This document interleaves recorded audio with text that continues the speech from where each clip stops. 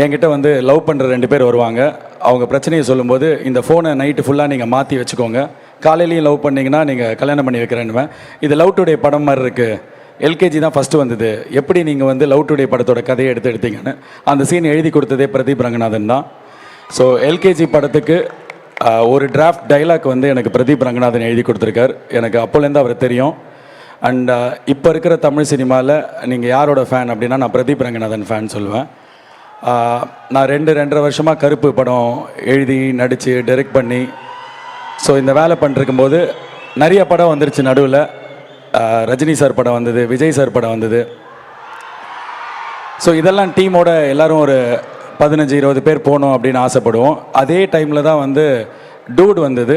So எப்படி அவங்க படத்தில் ஃபஸ்ட் டே போகணுன்னு ஆசைப்பட்டோமோ அதே மாதிரி நாங்கள் டீமோட ஃபஸ்ட் டே போகணுன்னு ஆசைப்பட்டது உங்களோட டூட் படம். ஸோ நிறைய யங்ஸ்டர்ஸ் நீங்கள் கவர்ந்துருக்கீங்க. நான் யங்ஸ்டராக தெரியல, பட் ஸ்டில் எனக்கு வந்து உங்களை பார்க்கும்போது ரொம்ப பெரிய ஸ்டார் பார்க்குற மாதிரி இருக்குது பிரதீப்.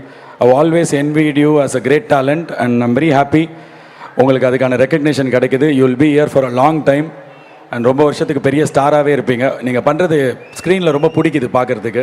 ஏதாவது ஒன்று பண்ணிகிட்டே இருக்கீங்க.